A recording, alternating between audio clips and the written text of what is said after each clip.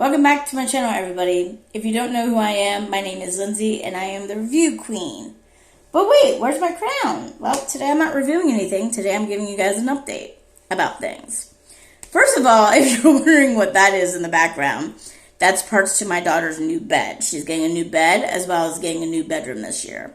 So that I think that's going to happen when the weather gets a little bit more stable here, since it's been acting drunk lately.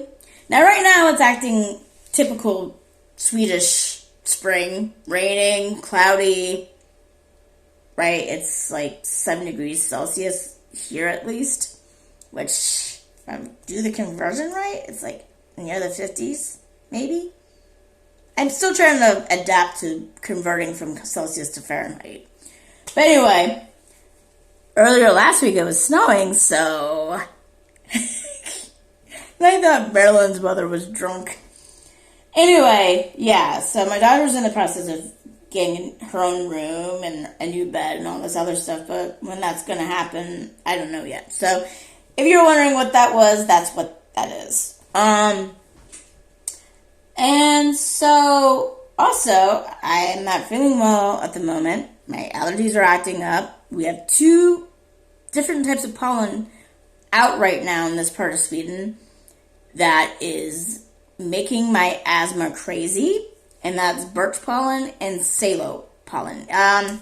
Salo, it looks like a feathery clump that you see on the ground at times. I've seen it in Maryland at times, too, but it's mostly here I've seen it. And, well, I'm not sure how I am with salo yet. I know for a fact I'm allergic to birch. And both of those pollens, by the way, are high in this area. So that's wreaking havoc on my allergies, which is also wreaking havoc on my asthma, even though it's mild.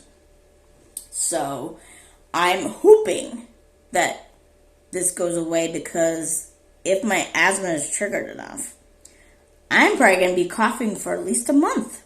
And I don't want to do that, because when that happens, I usually am afraid it's a cold or my bronchitis is back, because I have a virus that I got when I was 14 that didn't exactly go away. And it comes out once every 6 years, stays around for 2-3 years, and then goes back into hiding again. Although it was supposed to come out last year and it didn't, so maybe I finally got rid of it. But because of that, that's why I have asthma now. But luckily for me, it's mild asthma. But even though if it's mild asthma, I will have a cough for a month, and I don't want that to happen. But anyway, that's the other thing. So I guess I want to talk a little bit about my channel for a bit. Now, don't worry, I'm not planning on making my channel anything else other than, it's going to remain a review channel. I like reviewing things. I am so interested in becoming a consumer advocate, where I test out the safety of products. So if there's any company out there that wants me to do that, I don't know how to go about it right here, especially because in Sweden, did I literally just say that for Sweden? In Sweden, most industries require you to have a college degree. Now, while I do have a college degree, it's a 2-year college degree, and it's in general studies of arts. And apparently, and this is from the caseworker I had at the unemployment office when I first moved here, it's not good enough. So, yeah. But if you're a company and you don't really require testers to have a high educational degree to test your products, hit me up. Hell, if you want me to talk about your products, review them, and all this other stuff, hit me up too. You can message me on Facebook. You can message me on my Instagram, even though my Instagram is a little bit guarded. You can try me there.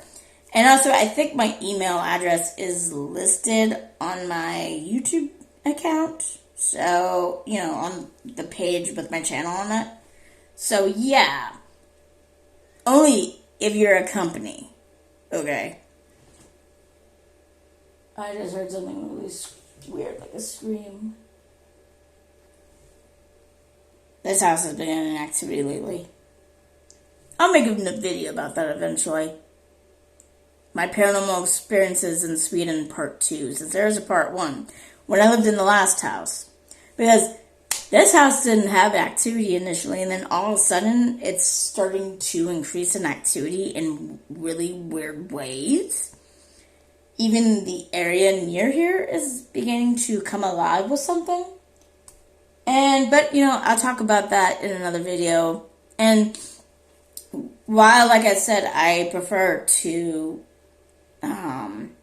do reviews on my channel, there are times where I'm going to stray into old content like paranormal stuff, especially when it's October. Although there are times where I'm probably going to talk about it outside of October too. But yeah, I guess what I want to talk about regarding my channel is that the problem when I'm known as the review queen, I have trouble finding myself when I'm trying to look for certain things, especially things that I've done before.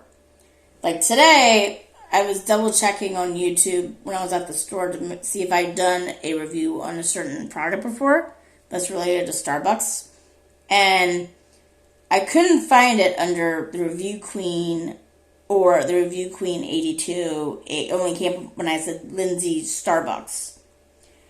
And it's kind of making me think that either I change my handle back to like Lindsay the Review Queen, or go with Lindsay's Reviews, or just go what most people do and just say their name, which is Lindsay Kerrigan.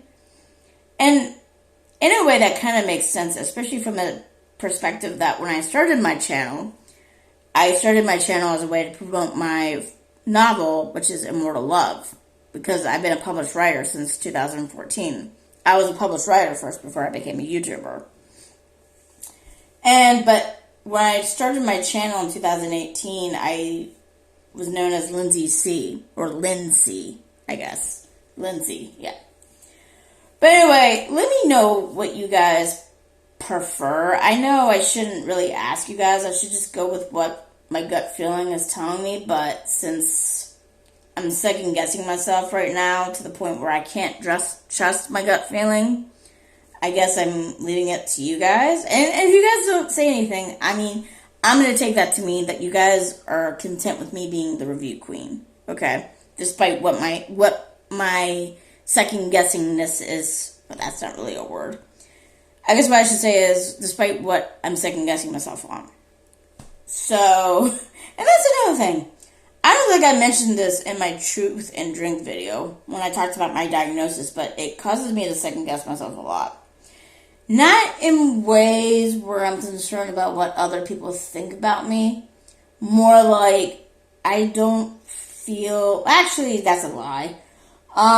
Most of the time, it's not about how I think other people perceive me, because I wouldn't say I don't care, but like, that part of me isn't concerned too much. My paranoia is mostly based on within versus others, if that makes sense, and it probably doesn't make sense with most people.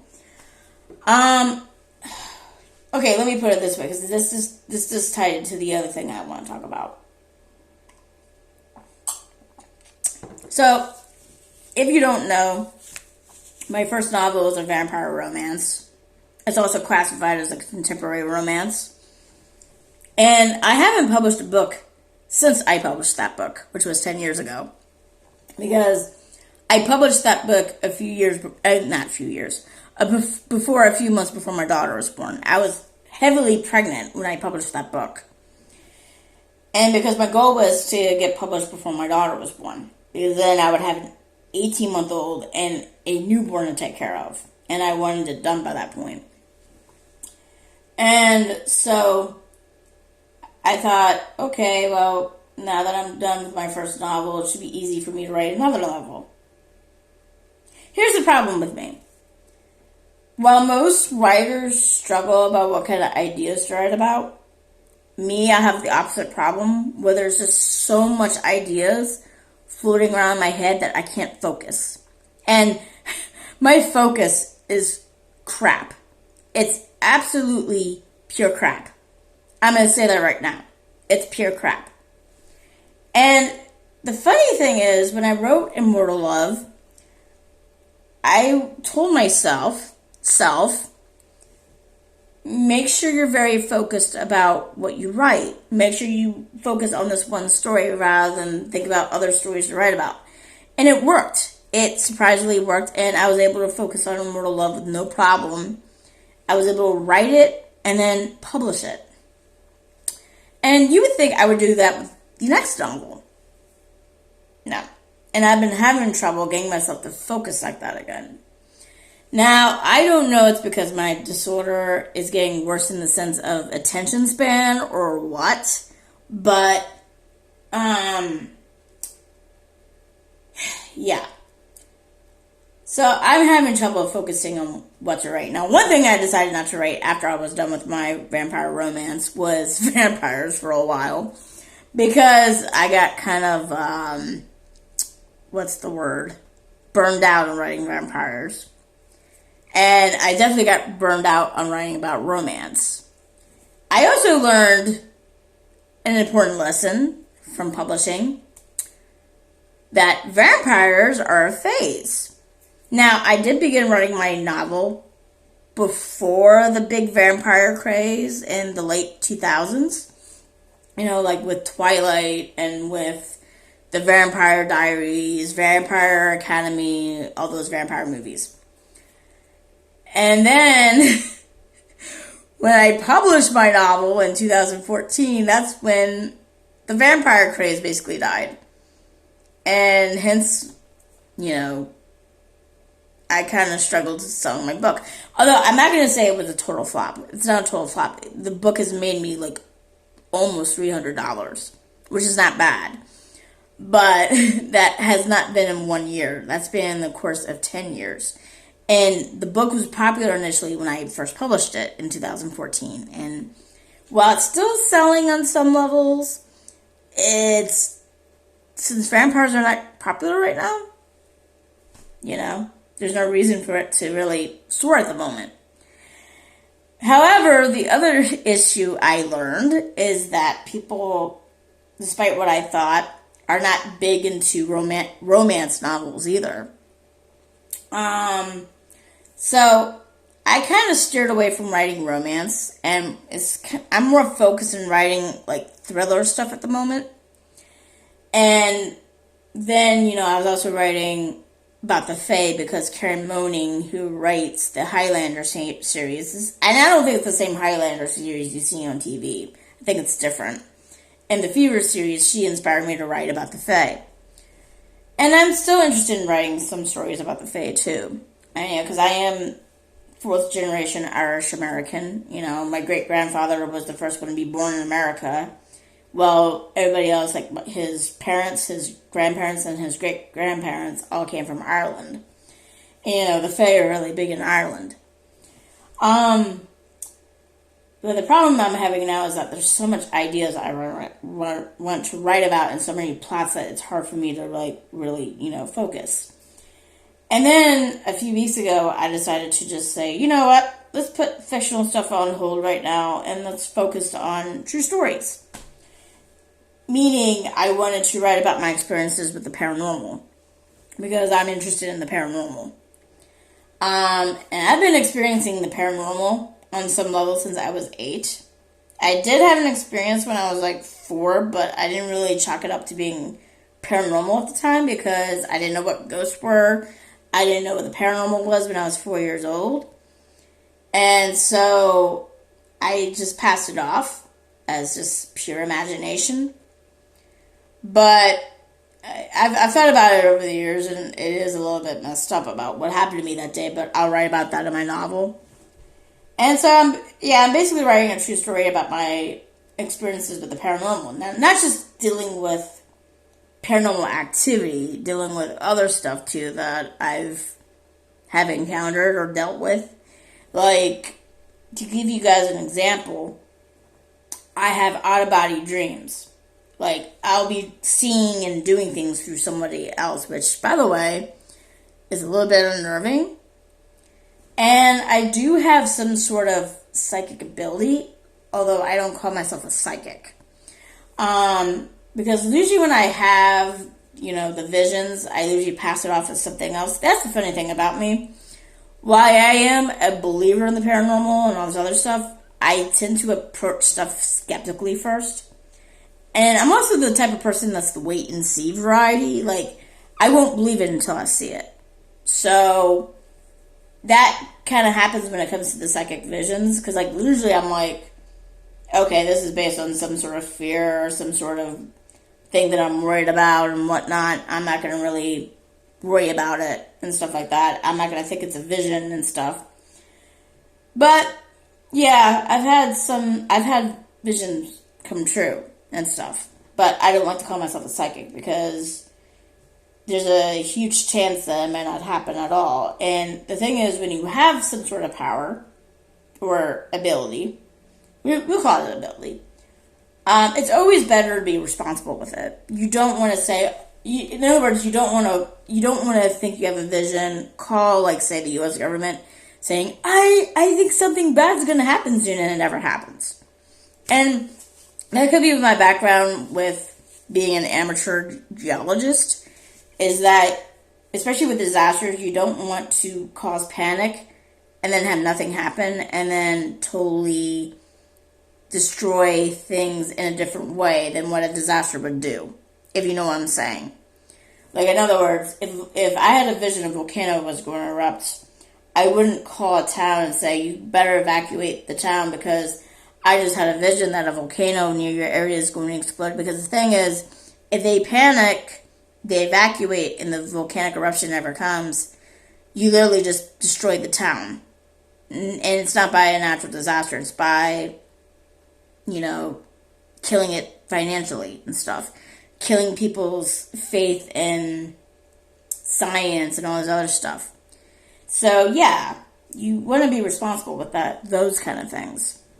So, like, when I do have visions, I usually, like, okay, it's just probably a thought I had that's based off a fear of mine or whatnot, and hopefully it doesn't happen, but, I'll be on guard just in case it does happen. And sometimes I'm not always on guard either. I learned the hard way a few weeks ago. I had a glass bottle fall on my head because I opened up the refrigerator. After I closed it, it kind of suctioned and glass bottle fell on my head. And I kind of predicted that a few months before that happened. I had that repeatedly happen in my mind and I just ignored it. Now some people could be like, well, that could have been your instinct screaming at you, telling you to, like, move that bottle or something, and you just ignored it, which I'm going to say is most likely to. But it's like, there's a part of me that's like, but, it happened to you in the same way that you actually envisioned it. So, I don't know. And luckily I never bruised from that. But, yeah, that's an example that I'm talking about, that I also want to write about, and all that. But then my paranoia is like, the paranoid thoughts that lead to me second-guessing myself is, like, basically, oh, if you write that, you're going to get publicly ridiculed. Which doesn't make sense, because I do YouTube videos, I do TikTok, and I do Instagram. All three of them are public. And I don't have those thoughts all the time. I'm just like, okay, I'll put this out there and see how it does, and if it does good, okay. If it does bad, well, alright, I won't do that in the future, that kind of thing. But, in other words, my paranoia is not always, like, consistent. Because if you would think that if I'm so concerned about being publicly ridiculed about what I put out there, I'll get like this every time I made a YouTube video. I get like this every time I put something out on Instagram, or every time I put something out on TikTok. I'll be that concerned, but I'm not. And let alone I would have been concerned when I published my novel 10 years ago. So, yeah, that's my life though, and all. So I guess what I want to put to you guys is, do you want me to write a novel about my paranormal experiences, or do you want me to go back to? And I know this is harder to answer, especially if you never read my novel before. But like, if you want me to write a thriller involving supernatural forces rather than my own personal paranormal experiences, I mean, just say so. Or you can be like, well, why do you have to pick one over the other? Just do both. I mean, work on the one that you think is going to be done first, and then you can write on the other one, which is a wise idea. But when I think that way, I get overwhelmed because, my disorder. So, yeah. I guess that's what I wanted to put it all to you and just give you guys an update about what I'm doing as far as an author and my YouTube channel and all that. And by the way, regarding my Instagram account, I did privatize that last year after the clone incident where someone stole my pictures and made an account of me. Since then, they've been banned, as I remarked last year. But then I kept my account private. But then the other account where I learned about the clone from, I just decided to make that private. And that's where I'm going to post my kids and, personal stuff on there. And have my Instagram account be public once again. So, yeah. So if you guys see someone that's Elizabeth Lindsay, that is me, but that's my private account, and I'm only going to add family and close friends on there. So if you want to see things just me and stuff, go add the Review Queen 82 on Instagram, and that's my public account and stuff like that. And you have better chance of talking to me on there or Facebook and stuff like that. Unless I keep getting a lot of the same shit that I got last time, which is like spams and scams and all this other crap like I did on TikTok, because I did disable messaging on TikTok, because I kept getting a lot of that. So yeah, I think that's all I wanted to cover for today. So I hope this didn't bore you. If it did, I'm very sorry, but I just thought I wanted to give you guys an update about how things are. So yeah. If you like this video, smash the like button. If you subscribe, I'll be absolutely delighted. If you have any suggestions about what you want me to review, it doesn't have to be a food. It could be like, skincare products, makeup products, movies, TV shows. The only problem is that sometimes some of that may not be here in Sweden. So if it's not here in Sweden, I will try to do that when I'm in the States. And just hope it's in Maryland. So, yeah. And, don't also hesitate to ask me if you want to see certain content from me. Like, if I take a break from reviewing stuff because I don't have enough money to buy something to review it or whatnot, I could do something that's outside reviewing for that week or so. And, you can recommend wanting me to talk about something, wanting me to do something, all that, I'm trying to become more engaging with my audience. I think that's been an issue with me since I joined YouTube. And yeah, I know my disorder factors a lot into that. I'm aware of that, but I'm trying to break that so I'm becoming more engaging with you guys. And it's not like I don't reply to people when they message me, but it's like I feel like I come across as a little bit disconnected sometimes with you guys. And I'm not trying to be like that. So, yeah. So, like I said, subscribe, like this video if you like it, and I guess I'll do my outro. So yeah, smash like the video if you like it. Sorry if I'm repeating this again. If you subscribe, I'd be absolutely delighted. I'll see you all later. Cheers.